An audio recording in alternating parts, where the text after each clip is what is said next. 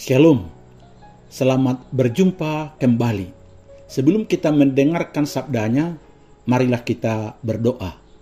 Damai sejahtera yang melampaui segala akal, yang datangnya daripada Kristus Yesus Tuhan kita, kiranya menyertai hati, pikiran, perasaan, dan seluruh hidup saudara pada saat ini. Amin.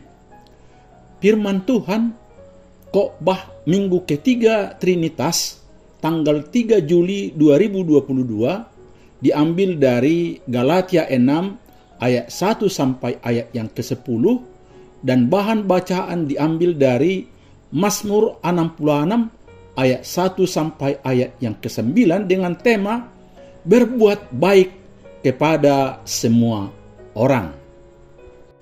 Saudaraku, sahabat terkasih di dalam Yesus Kristus Tuhan kita, ada satu cerita yang nyata yang saya baca begini. Seorang anak lelaki miskin hidup dari menjual asongan dari pintu ke pintu. Tahu-tahu waktu sore tiba, di kantongnya hanya tersisa beberapa sen uangnya. Padahal dia sangat lapar. Dia memutuskan untuk meminta makanan dari rumah berikutnya. Akan tetapi anak itu kehilangan keberanian saat seorang wanita muda membuka pintu rumah. Anak itu tidak jadi meminta makanan. Ia hanya berani meminta segelas air. Wanita muda tersebut melihat dan berpikir bahwa anak lelaki tersebut pastilah lapar.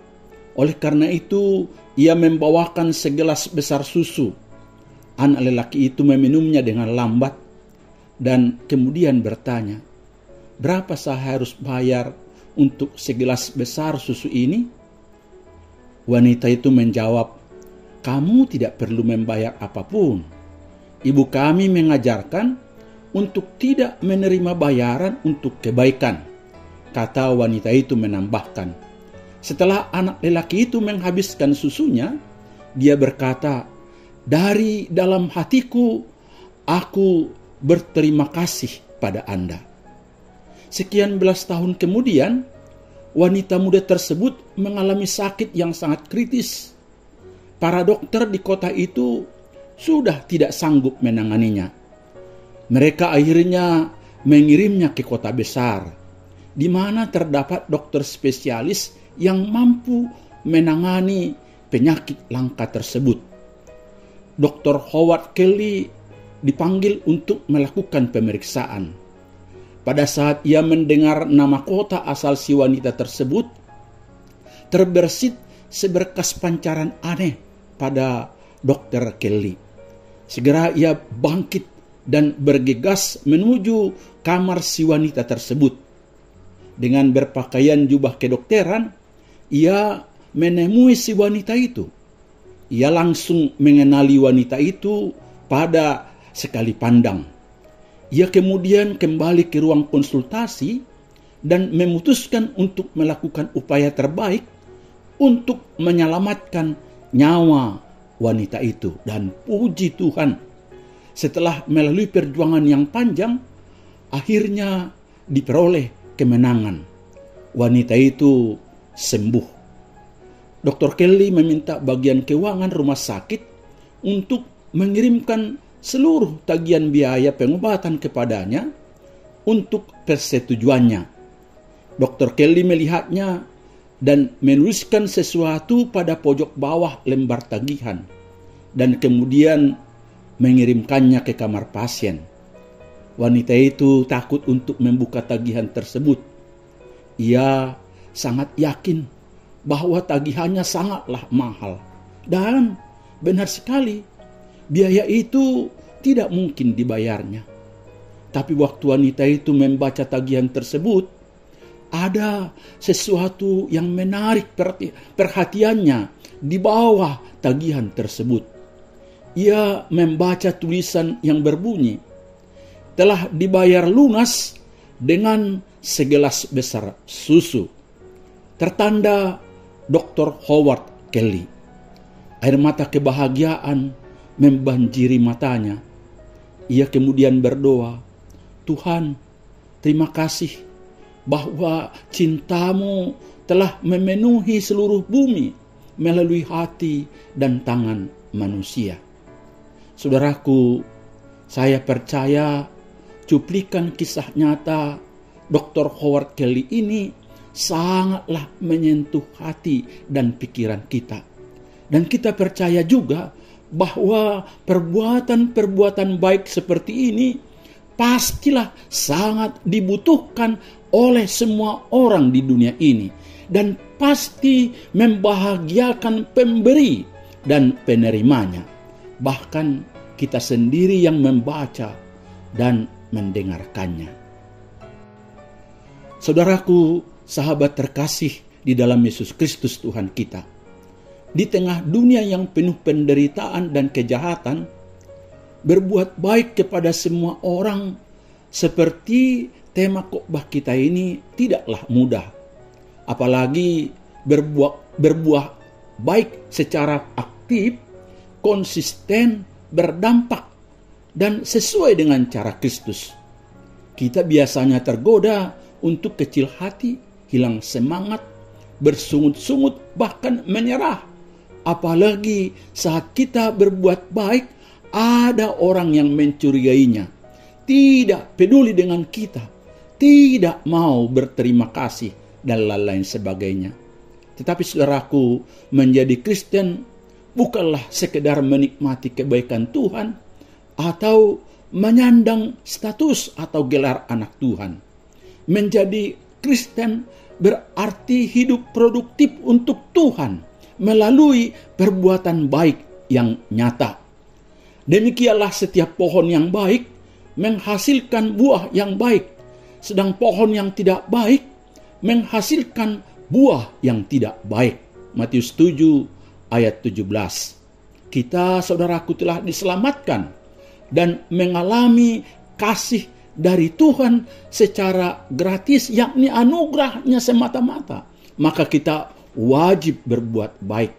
Namun harus kita ingat bahwa perbuatan baik kita itu bukanlah syarat untuk mendapatkan keselamatan, melainkan hanya buah atau tanda atau ungkapan syukur dari keselamatan yang telah kita terima.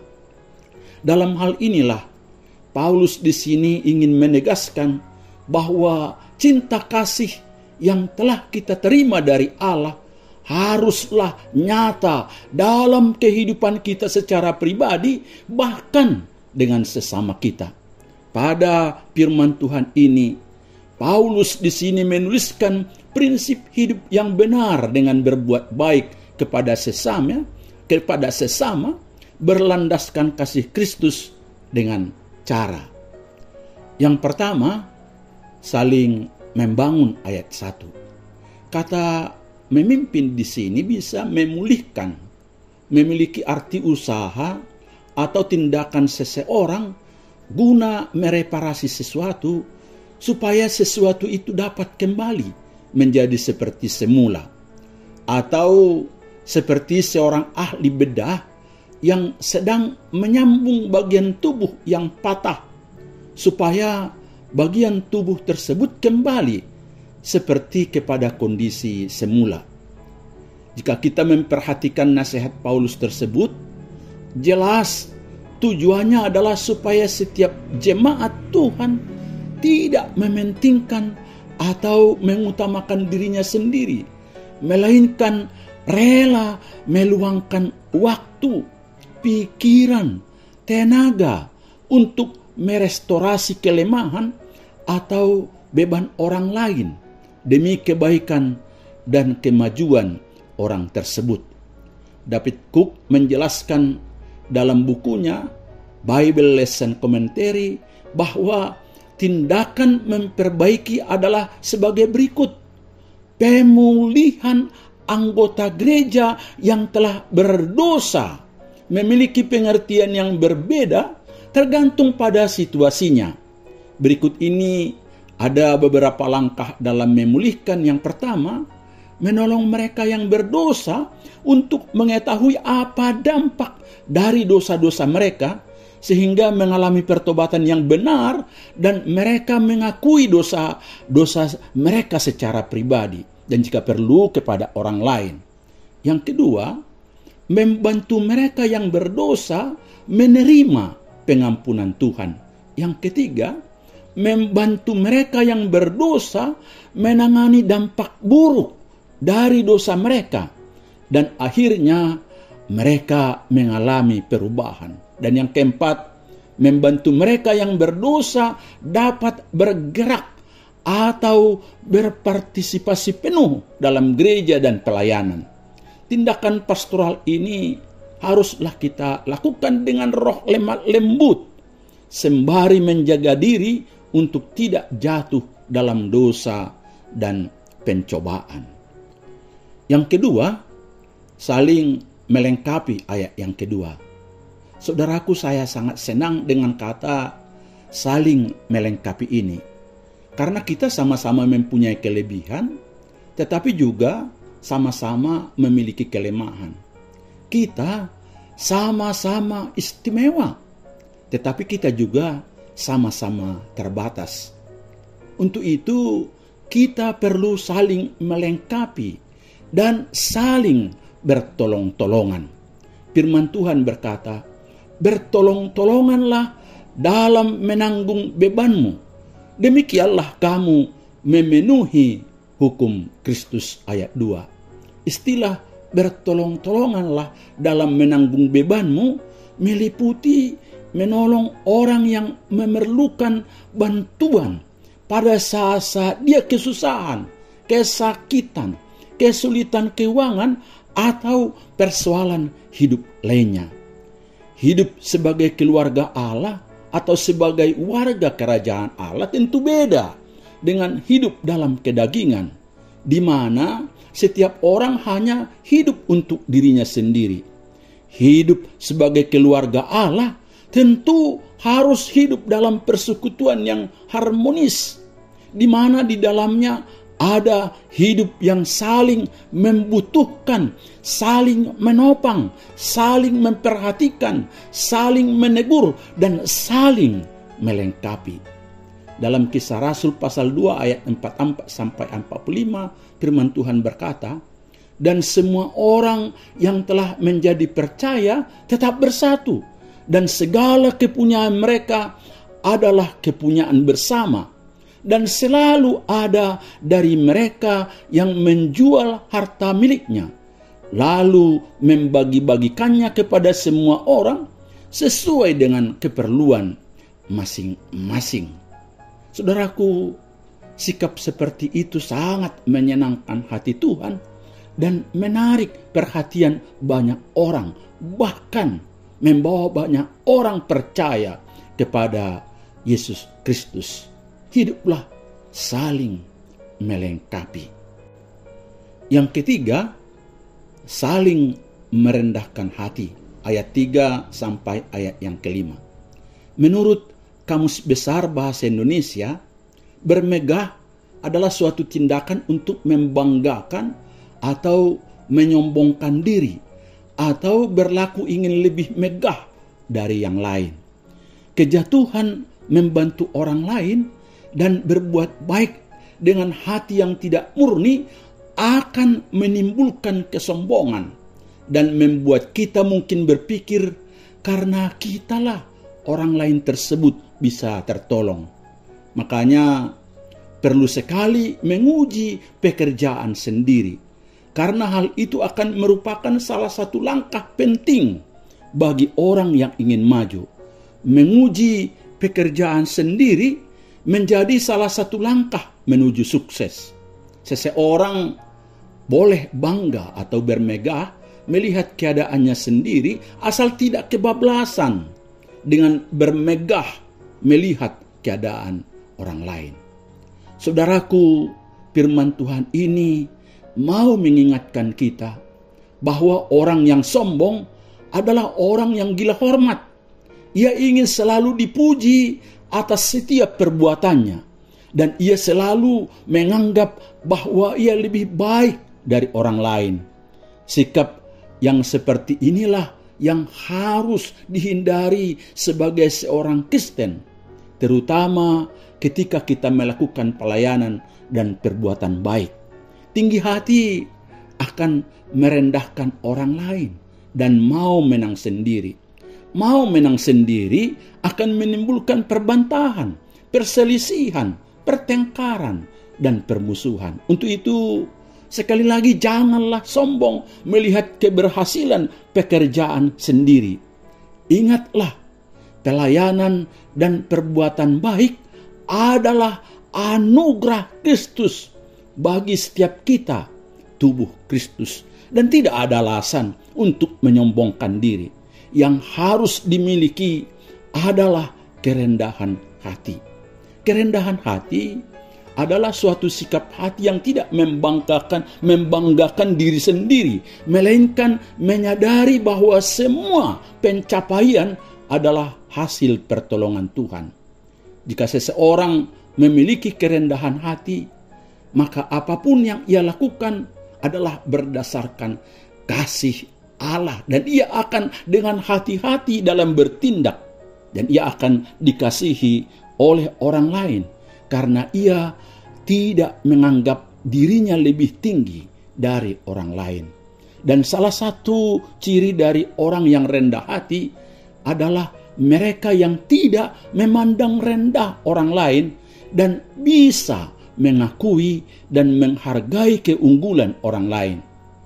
Jadi orang yang rendah hati adalah orang yang terus-menerus menjadi berkat dimanapun ia berada. Yang keempat, saudaraku, saling berbagi dalam berbuat baik. Salah satu cara yang penting dalam hidup kita sebagai seorang Kristen adalah untuk saling berbagi dan rela berbagi dalam hal yang baik kepada semua orang, termasuk dalam hal memberi dukungan dengan orang yang mengajarkan firman Allah atau kepada hamba Tuhan. Sikap saling berbagi ini adalah sikap yang tidak mementingkan diri sendiri. Sungguh sangat kontras dengan apa yang terjadi pada zaman ini, di mana orang-orang hanya hidup untuk kepentingan dirinya sendiri. William Barclay dalam bukunya Pemahaman Alkitab Setiap Hari menjelaskan istilah membagi segala sesuatu yang ada padanya adalah jika seorang yang mengajar kamu mengenai kebenaran yang kekal itu, maka setidak-tidaknya wajarlah jika kamu memberikan kepadanya sebagian dari harta milikmu. Kata membagi di sini bisa berarti share, berbagi, mendapat bagian, mengambil bagian, memberi sebagian. Dan inilah yang dianjurkan kepada gereja yang ada di Galatia dan juga gereja-gereja masa kini, yaitu harus saling berbagi dalam pelayanan firman, dan yang menerima pelayanan tersebut mendukung pelayanan yang dilakukan dengan memberikan dukungan secara materi. Ini berarti bersedia melibatkan diri sebagai teman sekerja, teman segereja, menjadikan diri sebagai teman berbagai, sebagai seorang partner, dan bersedia untuk meringankan beban mereka satu dengan yang lain. Saling memberi merupakan prinsip penting dalam menjalani hidup ini, karena manusia sangatlah membutuhkan sesamanya. Maka haruslah kita ingat bahwa di dalam berbagi dengan orang lain digunakan prinsip tabur tuai. Ketika seseorang menabur dalam dagingnya, ia akan menuai kebinasaan dalam dagingnya. Tetapi siapa yang menabur dalam roh akan menuai hidup yang kekal. Ayat 8. Oleh sebab itu, janganlah kita bosan untuk berbuat baik, yang lebih baik dan terbaik kepada sesama. Jika kita berupaya berbuat baik, lebih baik dan yang terbaik, maka kita juga akan menuai suatu tuaian yang lebih baik dan terbaik pada waktunya. Makanya Paulus melanjutkan nasihatnya dengan, janganlah kita jemu-jemu berbuat baik, karena apabila sudah datang waktunya, kita akan menuai jika kita tidak menjadi lemah. Ayat 9. Kata jemu di sini sama dengan melalaikan atau menjadi lemah, kehilangan semangat, kehabisan tenaga. Kita diingatkan janganlah terjadi demikian. Artinya, janganlah pernah bosan dan berhenti berbuat kebaikan kepada sesama. Karena berbuat baik juga hanyalah satu kesempatan yang terbatas sekali bagi setiap kita. Bandingkan ayat 10. Jika Anda mengabaikan kesempatan, artinya waktu kita yang terbatas itu baik untuk melayani seseorang yang berdosa, bersaksi, beribadah, memberi, membantu sesama dengan tenaga, pikiran, uang, dan lain-lain. Siapa yang menjamin hari esok ada kesempatan yang sama seperti hari ini baginya? Jika Anda dapat melakukan sesuatu yang baik hari ini untuk Tuhan dan sesama, lakukanlah itu hari ini juga, sebab mungkin besok tidak ada lagi kesempatan. Dan ketahuilah, setiap perbuatan yang baik yang Anda lakukan bagi sesama dalam kebutuhannya, itu adalah mukjizat dan berkat bagi dirimu dan orang itu. Saudaraku, sahabat terkasih di dalam Yesus Kristus, berbahagialah kita yang saling tolong-menolong, saling membangun, saling melengkapi, saling berbagi kepada sesama kita, sesama anggota keluarga kita, dan juga jemaat kita, karena Dia sudah lebih dahulu memberi kebaikan dan kemurahan hati, serta keselamatan kekal kepada setiap kita. Berbahagialah kita yang berupaya selalu berbuat kebaikan dan kebajikan dengan baik, lebih baik dan yang terbaik, karena Dia akan memberikan kita tuaian yang baik kepada setiap kita dan pada waktunya yang indah. Berbahagialah kita yang menerima dan berbagi pengajaran dalam firman Tuhan, karena Dia sudah memberi kita kasih setia dan kasih karunia-Nya yang berkelimpahan dan tidak berkesudahan.